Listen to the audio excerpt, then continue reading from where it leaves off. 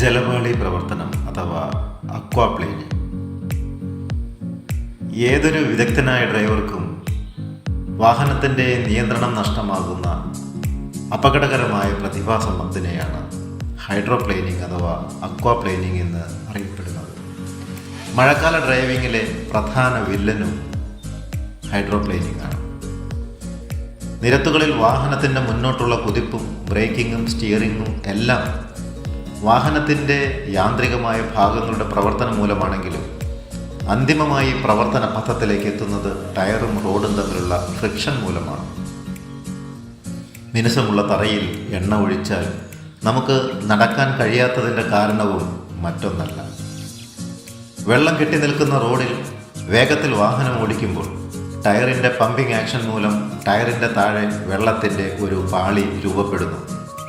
സാധാരണഗതിയിൽ ടയർ റോഡിൽ സ്പർശിക്കുന്നിടത്തെ ജലം ടയറിൻ്റെ ത്രെഡിൻ്റെ സഹായത്തോടെ ചാലുകളിൽ കൂടി പമ്പ് ചെയ്ത് കളഞ്ഞ് ടയറും റോഡും തമ്മിലുള്ള കോണ്ടാക്റ്റ് നിലനിർത്തുകയാണ് ചെയ്യുന്നത്.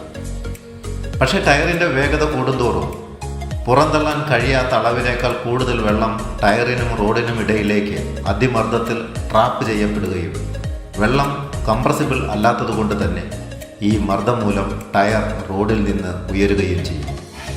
അങ്ങനെ ടയറിൻ്റെയും റോഡിൻ്റെയും ബന്ധം വിച്ഛേദിക്കപ്പെടുന്ന അത്യന്തം അപകടകരമായ പ്രതിഭാസമാണ് ഹൈഡ്രോപ്ലെയിനിങ് അഥവാ അക്വാപ്ലെയിനിങ്.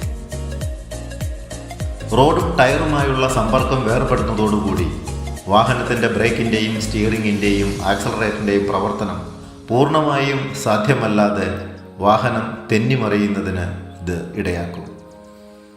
വാഹനത്തിൻ്റെ വേഗത വർദ്ധിക്കുന്നതോടുകൂടി ഹൈഡ്രോപ്ലെയിനിങ് സാധ്യതയും 10 മടങ്ങ് വർദ്ധിക്കുന്നു.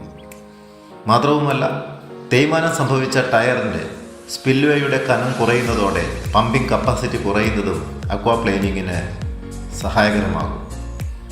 ത്രെഡ് ഡിസൈൻ അനുസരിച്ചും വാഹനത്തിൻ്റെ തൂക്കം കൂടുന്നതിനനുസരിച്ചും ഹൈഡ്രോപ്ലെയിനിങ്ങിൽ ചെറിയ മാറ്റങ്ങൾ ഉണ്ടാകും. എന്നാൽ ഹൈഡ്രോപ്ലെയിനിങ്ങിൻ്റെ പ്രധാന ഘടകം വാഹനത്തിൻ്റെ വേഗത തന്നെയാണെന്ന് മറന്നുകൂടാ. അക്വാപ്ലെയിനിങ്ങിനെ ബാധിക്കുന്ന മറ്റ് ഘടകങ്ങൾ tread design, tyre size, air pressure, വാഹനത്തിൻ്റെ തൂക്കം, ജലപാളിയുടെ കനം, റോഡ് പ്രതലത്തിൻ്റെ സ്വഭാവം എന്നിവയാണ്. ഹൈഡ്രോപ്ലെയിനിങ് മൂലം വാഹനത്തിൻ്റെ നിയന്ത്രണം നഷ്ടമായാൽ എന്ത് ചെയ്യണമെന്ന് നോക്കാം.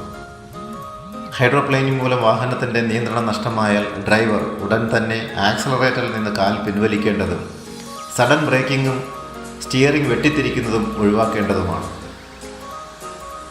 ജലപാളി പ്രവർത്തനം തടയുന്നതിന് പ്രധാനമായി ശ്രദ്ധിക്കേണ്ട കാര്യങ്ങളിൽ ഏറ്റവും പ്രധാനം വാഹനത്തിൻ്റെ വേഗത കുറച്ച് വാഹനം ഓടിക്കുക എന്നത് തന്നെയാണ്. പ്രത്യേകിച്ച് മഴക്കാലത്ത് വെള്ളം കെട്ടിക്കിടക്കുകയും ഒഴുകുകയും ചെയ്യുന്ന റോഡുകളിൽ, പ്രത്യേകിച്ച് നല്ല വേഗതയ്ക്ക് സാധ്യതയുള്ള ഹൈവേകളിലെ ചില ഭാഗത്ത് മാത്രമുള്ള വെള്ളക്കെട്ട് അത്യന്തം അപകടകരമാണ്. കൂടാതെ ജലം സ്പിൽവേക്ക് സഹായിക്കുന്ന ത്രെഡ് പാസേജുകൾക്ക് തേയ്മാനം സംഭവിച്ച ടയറുകൾ ഒഴിവാക്കുക തന്നെ വേണം. നനഞ്ഞ റോഡിൽ ക്രൂയിസ് കൺട്രോൾ ചെയ്യുന്നതും ഒഴിവാക്കണം. ശ്രദ്ധയോടെ വാഹനം ഓടിക്കുക. അപകടരഹിതമായ ഒരു നിരത്തുകൾക്കായി നമുക്ക് ഒത്തുചേരാം.